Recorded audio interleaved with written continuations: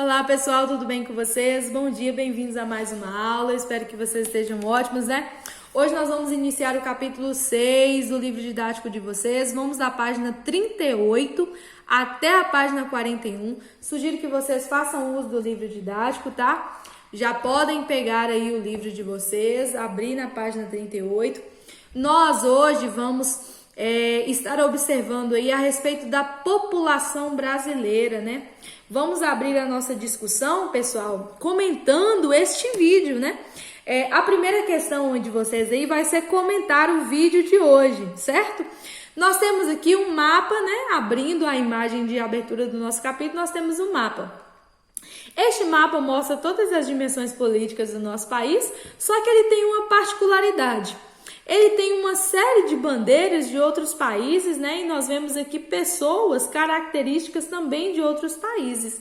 E aqui ao centro nós temos uma indígena, né? Uma que tem uma aparência indígena representando aqui o nosso povo antes da colonização. Como vocês sabem, né? O nosso povo ele era o povo indígena antes da colonização. E vocês vão observar esse mapa e vocês vão pensar a respeito disso. Como vocês sabem, o nosso país ele é um país multicultural, né? Nós temos diversas culturas englobadas à nossa cultura. Foi o que formou aí a nossa etnia, né? Foi o que formou o nosso povo brasileiro.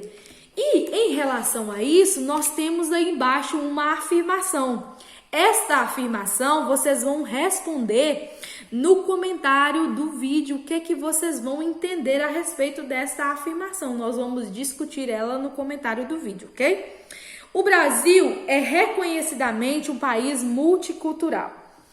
Além de um dos mais populosos do globo, a formação de sua população deu-se por meio da combinação de diferentes culturas e etnias no decorrer do tempo. Considerando a formação do povo brasileiro, analise a seguinte afirmação, explicando seu significado.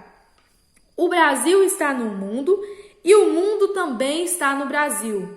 Pessoal, analisa esta afirmação. O Brasil está no mundo e o mundo também está no Brasil. E respondam aí no comentário do vídeo. Lembrando que a participação de vocês conta como nota. Então não se esqueçam de deixar o comentário de vocês, de participar do vídeo, né? E de participar também das aulas, ok?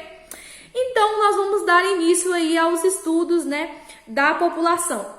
Pessoal, a área da geografia destinada aí ao estudo da população, ela é chamada de demografia, é responsável pelos estudos da população. A demografia, ela usa como método aí de estudo, né, usa como objeto de estudo os povos. Como nós estamos voltando o nosso estudo para o povo brasileiro, nós vamos estudar o povo brasileiro, né? Nós vamos estudar os aspectos do povo brasileiro. Nós vamos usar informações relevantes, como o tamanho e a densidade da população, né? Seu crescimento, a expectativa de vida, né? Informações pertinentes aí para que a gente veja como está o desenvolvimento da população brasileira, né? Ao longo aí dos anos e como está, né, até a atualidade, certo? Aí tem uma pergunta bem grande. Como estudar a população? Aí nós temos a área de conhecimento denominada demografia é responsável por estudar a população. O objeto de estudo dessa área são os povos, levando em conta aspectos gerais como composição, evolução, distribuição, entre outros. A população corresponde ao grupo ou número de indivíduos que vivem em determinado local. Podemos diferenciar a contagem de população de dois modos. Prestem bastante atenção que nós vamos diferenciar a contagem da população de dois modos. Nós vamos diferenciar ela em população absoluta, que corresponde ao total aí de habitantes de uma localidade. No caso, como nós estamos estudando o Brasil, vai corresponder aí ao total da população brasileira. E nós temos depois a população relativa, que corresponde à densidade demográfica ou ao número de habitantes em relação à área ocupada, né, ou por quilômetros quadrados. Para observar essa população relativa ou densidade demográfica, nós necessitamos de um cálculo matemático, que vocês vão observar como é feito aí nesse quadradinho azul. Então, observando aqui, é interessante até vocês grifarem aí essas definições. Vocês vão pegar, para descobrir aí a população relativa, vocês sempre vão pegar a população absoluta, dividir pela área, né? Que vocês vão encontrar aí a quantidade de habitantes por quilômetros quadrados. Então, essa é o cálculo que vocês vão utilizar para descobrir a densidade demográfica, que equivale aí à população absoluta, ok? A população relativa, desculpe. Assim, enquanto a população absoluta mostra o quanto um local é populoso, a densidade demográfica evidencia o quanto é povoado. Então, vocês podem observar que o Brasil, ele é um país populoso, mas ele é um país que está ali permeando um país de baixo povoamento. Por quê? Porque nós temos poucas pessoas por quilômetro quadrado. Nós temos aí cerca de 22,4 pessoas por quilômetro quadrado, certo? O último censo demográfico realizado pelo IBGE em 2010 demonstrava que a população brasileira era de 190.755.799 habitantes. Segundo estimativas, em 2017 esse número já ultrapassava, os 207 milhões de habitantes, o que classifica o país como a quinta maior população absoluta do mundo. Somos, portanto, um país populoso, no entanto, um país pouco povoado, que é o que eu falei com vocês. Nós somos um país populoso porque nós temos uma grande quantidade de pessoas, Mas por conta de nós termos uma extensa área, essa população ela está disposta em toda esta área. Então, nós temos aí uma concentração pequena de pessoas por quilômetro quadrado, o que faz com que nós sejamos pouco povoados, certo? E aqui embaixo nós temos aqui o que é o censo demográfico, O censo demográfico é uma pesquisa realizada aí pelo Instituto Brasileiro de Geografia e Estatística, o IBGE, realizada em geral de 10 em 10 anos, com o objetivo de reunir informações sobre a população do país. Essas informações elas são levadas ao governo, pessoal, para o desenvolvimento aí de uma série de políticas públicas, para melhorar a situação da população. Esse censo, pessoal, ele tem o objetivo de adquirir algumas informações e favorecer alguns indicadores. Além da população relativa e absoluta, há indicadores importantes que servem para caracterizar as condições da população brasileira. Entre eles temos estrutura etária, a expectativa de vida, a taxa de natalidade, a taxa de mortalidade e o crescimento vegetativo. Nós vamos estudar cada uma delas.